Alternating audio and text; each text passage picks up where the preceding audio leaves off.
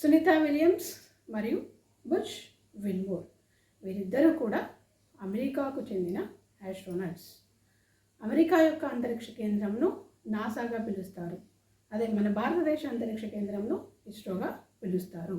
Sunitha Williams మరియు Butch Wilmore వీరిద్దరూ కూడా అమెరికాకు చెందిన ఆస్ట్రోనట్స్. అమెరికా అంతరిక్ష కేంద్రంను నాసాగా పిలుస్తారు. అయితే మన సునీతా విలియమ్స్ మరియు బుచ్ విల్మోర్ వీరిద్దరూ కూడా గత సంవత్సరం జూన్ 5, 2024న అంతరిక్షంలోకి వెళ్ళారు. వారు ఎక్కడికి వెళ్ళారంటే మన భూమి నుండి 400 కిలోమీటర్స్ పైన ఉన్న ISSలోకి వెళ్ళారు. Above the earth 400 kilometres above the earth 400 kilometres పైన ఉన్న ISSలోకి వెళ్ళారు. సునీతా విలియమ్స్ మరియు బుచ్ విల్మోర్. సునీతా విలియమ్స్ మరియు బుచ్ విల్మోర్ వీరిద్దరూ కూడా గత సంవత్సరం ఎప్పుడంటే జూన్ 5, 2024న ISSలోకి వెళ్ళారు. ISS అంటే ఇంటర్నేషనల్ స్పేస్ స్టేషన్. ISS అంటే international space station. International space station ఇది భూమి నుండి 400 కిలోమీటర్ల పైన ఉంది. అయితే ఈ ISSను ఎవరు ఎస్టాబ్లిష్ చేశారు? ISSను ఎవరు ఎస్టాబ్లిష్ చేశారు? ఇంటర్నేషనల్ స్పేస్ స్టేషన్ను ఎవరు ఎస్టాబ్లిష్ చేశారంటే 5 దేశాలు ఎస్టాబ్లిష్ చేయడం జరిగింది. ఏ సంవత్సరం అంటే 1998లో 5 దేశాలు కలిసి ISSను ఎస్టాబ్లిష్ చేశాయి. ఏంటి ఆ దేశం? ISSను 5 కంట్రీస్ ఎస్టాబ్లిష్ చేయడం జరిగింది. ఏంటా 5 కంట్రీస్ అంటే 1 Russia, 2 America, 3 Japan, 4 Europe, 5 Canada. ఈ 5 దేశాలు కలిసి 1998లో ISSను ఎస్టాబ్లిష్ చేశారు. ఇంటర్నేషనల్ స్పేస్ స్టేషన్ అనేది 1998లో 5 దేశాల చేత ఎస్టాబ్లిష్ చేయడం జరిగింది. ఏంటి 5 దేశాలు అంటే Russia, America, Japan, Europe, Canada. ఈ 5 దేశాలు కలిసి ISSను ఏర్పాటు చేశాయి. ISS అనేది మన భూమి నుండి 400 కిలోమీటర్ల పైన ఉంది. ఆస్ట్రోనట్స్ ఎప్పుడు కూడా వెళ్తూ ఉంటారు, వస్తుంటారు. ఈ 5 దేశాలకు చెందిన ఆస్ట్రోనట్స్ ISSలోకి వెళ్తుంటారు, వస్తుంటారు. నాసా లేదా ఏ దేశానికి చెందిన అమెరికా అయితే నాసా అనుకున్నాము, రష్యా, జపాన్, యూరప్ అన్ని దేశాలు, ఈ 5 దేశాలకు చెందిన ఆస్ట్రోనట్స్ ఎప్పుడు కూడా ISSలోకి వెళ్ళి పరిశోధనలు చేసి వస్తుంటారు. భూమిపైన పరిశోధనలు చేసి వస్తుంటారు. ఆ విధంగా అమెరికా జూన్ 5,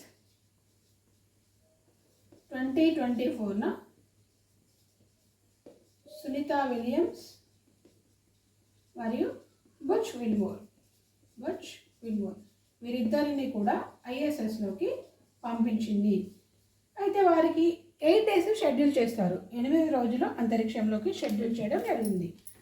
ఇక పరిస్థితులు అనుకూలించకపోవడం వలన వారు 9 నెలలు 9 months స్పేస్లోనే ఉండాల్సి వచ్చింది. వారికి షెడ్యూల్ చేసింది 8 days అండి. 8 days మీరు వెళ్ళండి, ISSలోకి వెళ్ళి ఎర్త్ పైన ఎక్స్పెరిమెంట్స్ చేసి రండి అని వారిద్దరిని పంపించింది. అయితే ఎందుకు వీరిద్దరినే పంపించింది ISSలోకి?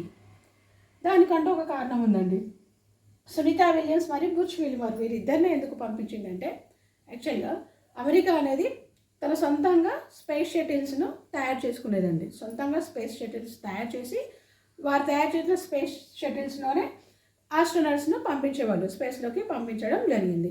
ఆ విధంగా పంపిస్తున్న తరుణంలో 1986లో ఒక సంఘటన, 2003లో ఒక సంఘటన జరుగుతుంది. 1986లో వీరు పంపించిన ఆస్ట్రోనట్స్ ప్రమాదవశాత్తు మరణించడం జరుగుతుంది. 1986లో 7 ఆస్ట్రోనట్స్ మరణిస్తారు. 2003లో కూడా 7 ఆస్ట్రోనట్స్ మరణించడం జరిగింది. ఈ విధంగా ఈ ఈ 2 ఇన్సిడెంట్స్ తర్వాత అమెరికా భయపడుతుందండి. తన సొంతంగా స్పేస్ షటిల్స్ తయారు చేసి వారు తయారు చేసిన స్పేస్ షటిల్స్లో ఆస్ట్రోనట్స్ను పంపాలంటే భయం వేస్తుంది మనకి ఈ 2 సంఘటనల తర్వాత.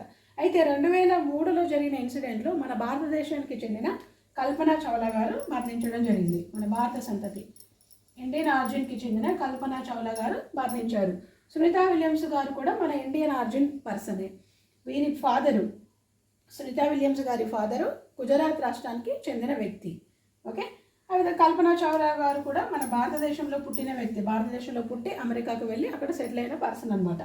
ఆ విధంగా 2003లో మన భారత సంతతికి చెందిన కల్పన చావ్లా గారు కూడా మరణించడం జరిగింది.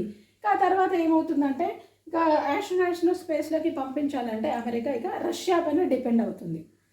రష్యాకి చెందిన స్పుత్నిక్ అనే స్పేస్ క్రాఫ్ట్ ద్వారా ఆస్ట్రోనాట్స్ను పంపించేవాళ్ళు. అలా రష్యా సహకారంతో పంపించడానికి రష్యాకు చెందిన స్పుత్నిక్ స్పేస్ క్రాఫ్ట్ ద్వారా అమెరికాకు చెందిన ఆస్ట్రోనాట్స్ని పంపించడానికి అమెరికాకి ఒక్కో ఆస్ట్రోనాట్స్ పైన $750 అండి. మన ఇండియన్ కరెన్సీలో 750 crores. ఒక్కో ఆస్ట్రోనాట్స్ పైన మన ఇండియన్ కరెన్సీలో చెప్పినట్లయితే 750 crores 750 కోట్లు ఖర్చు పెట్టాల్సి వస్తుండేదండి అమెరికాకి. ఇక ఇది భారమవుతున్న తరుణంలో 2020లో ఎలాన్ మస్క్ గారు స్పేస్ ఎక్స్ అనే సంస్థను ఎస్టాబ్లిష్ చేస్తారు. స్పేస్ ఎక్స్ అనేది ప్రైవేట్ సంస్థ. ఇక ఎలాన్ మస్క్ గారు రేట్లు తగ్గించడంతో ఇక అమెరికా స్పేస్ ఎక్స్ పైన డిపెండ్ అయింది. అలా స్పేస్ ఎక్స్కి చెందిన స్పేస్ క్రాఫ్ట్ల ద్వారా ఆస్ట్రోనాట్స్ను పంపించేది. అయితే ఒకనొక తరుణంలో అమెరికా ఏమనుకుంటుందంటే ఇలా రష్యా మీద డిపెండ్ అవ్వడం లేదా ప్రైవేట్ సంస్థ మీద డిపెండ్ అవ్వడం ఎందుకు, మనమే మన పబ్లిక్ సెక్టర్ మన గవర్నమెంట్కు చెందిన సంస్థ ద్వారా సొంతంగా స్పేస్ క్రాఫ్ట్ను తయారు చేసుకుందాము. మనం తయారు చేసిన స్పేస్ క్రాఫ్ట్ నుండే ఇక ఆస్ట్రోనాట్స్ను స్పేస్లోకి పంపిద్దాము అని డిసైడ్ అవుతుంది. ఆ విధంగా డిసైడ్ అయ్యి ఒక ఏరోప్లేన్ సంస్థ ఉంటుంది. అమెరికాకు చెందిన గవర్నమెంట్ ఏరోప్లేన్ సంస్థ బోయింగ్ అనే ఏరోప్లేన్ సంస్థ. బోయింగ్ అనే గవర్నమెంట్ చెందిన ఏరోప్లేన్ సంస్థను ఆ పని అప్పచెప్తుంది. నాసా ఏం చేస్తుందంటే ఈ బోయింగ్ అప్పచెప్తుంది, ఇక మీరు స్పేస్ క్రాఫ్ట్ను తయారు చేయండి. మీరు తయారు చేసిన స్పేస్ క్రాఫ్ట్ ద్వారా ఆస్ట్రోనాట్స్ను మనం స్పేస్లోకి పంపిద్దాము అని నాసా బోయింగ్ సంస్థతోనే ఒప్పందం కుదుర్చుకుంటుంది. ఆ విధంగా బోయింగ్కు అప్పచెప్తుందండి. బాధ్యత అనేది బోయింగ్ సంస్థకు అప్పచెప్తుంది. ఇక బోయింగ్ సంస్థ కూడా తయారు చేస్తుంది, స్పేస్ క్రాఫ్ట్ను తయారు చేయడం జరుగుతుంది. బోయింగ్ సంస్థ తయారు చేసిన స్పేస్ క్రాఫ్టే స్టార్ లైనర్ అనే స్పేస్ క్రాఫ్ట్ను తయారు చేస్తుంది అమెరికాకు చెందిన బోయింగ్ ఏరోప్లేన్ సంస్థ. నాసా వాళ్ళు వీరికి అప్పచెప్పిన బాధ్యతను వాళ్ళు పూర్తి చేస్తారు. స్టార్ లైనరు తయారు చేయబడుతుంది, తొందరగా తయారు చేస్తారు. ఇక స్టార్ లైనరు ఫస్ట్ టైం కదా, ఆ 2 ఇన్సిడెంట్స్ తర్వాత వారి సొంతంగా ఆస్ట్రోనాట్స్ను పంపించడం ఇదే ఫస్ట్ టైం అనుకుంటా. స్టార్ లైన్ ద్వారా పంపించాలని డిసైడ్ అవుతుంది అమెరికా. అయితే ఎవరిని పంపిద్దాము అని వాళ్ళు ఆలోచిస్తారు. అయితే ఫస్ట్ టైం కాబట్టి స్టార్ లైనర్ ద్వారా ఎక్స్పీరియన్స్డ్ పర్సన్ను పంపిద్దామని వారు అనుకుంటారు. ఆ విధంగా సునీతా విలియమ్స్ మరియు బుచ్ విల్బోర్న్లను సెలెక్ట్ చేసుకోవడం జరుగుతుంది. ఓకే, ఈ అమెరికా బోయింగ్ ఏరోప్లేన్ సంస్థ తయారు చేసిన స్టార్ లైనర్ ద్వారా సునీతా విలియమ్స్ మరియు బుచ్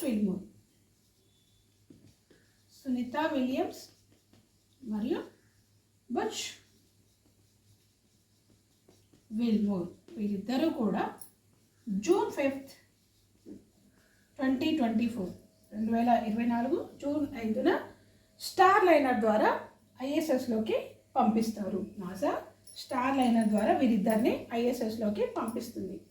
రాకెట్ వారు యూజ్ చేసిన రాకెట్ వచ్చేసి అట్లాంటా అనే రాకెట్ ద్వారా వీరిద్దరిని స్పేస్లోకి పంపిస్తుంది. వారు జూన్ 5th వెళ్తారు.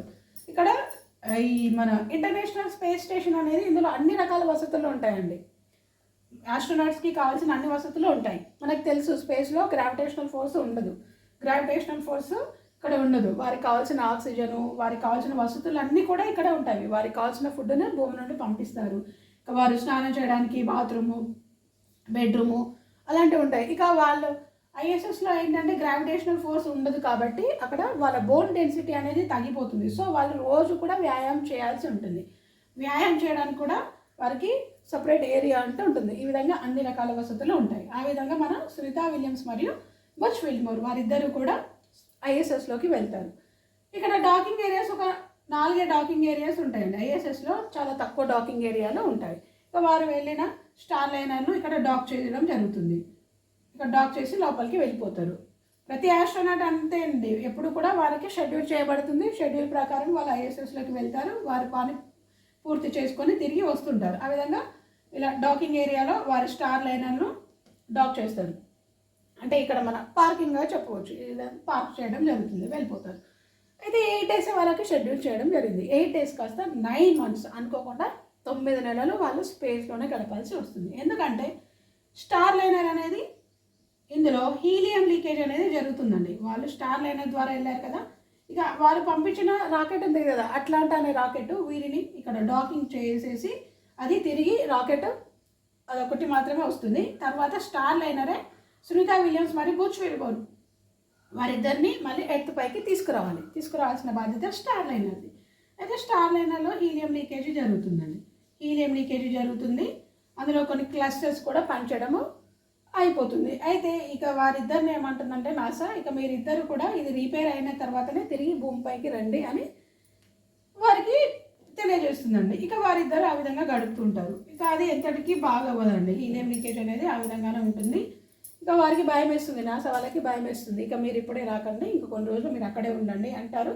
అయితే మళ్ళీ తిరిగి వెంటనే పంపించడానికి ఉండదు, ఎందుకంటే డాకింగ్ ఏరియాలో కొన్నే ఉంటాయి, ఒక 3-4 ఉంటాయి. వేరే వేరే ఆస్ట్రోనాట్స్ అందులో ఉంటారు. ఆల్రెడీ వారి షెడ్యూల్ ప్రకారం వాళ్ళు వెళ్తారు, వారి డాకింగ్ ఏరియాలో వారి స్పేస్ క్రాఫ్ట్లను డాక్ చేసుకొని ఉంటారు. సో ఆ విధంగా వెంటనే ఇంకో స్పేస్ క్రాఫ్ట్ని పంపడానికి వీలు ఉండదు. ఇక వారిని తీసుకురావాలంటే ఈ స్టార్ లైనర్ని భూమిపైకి తీసుకురావాలి.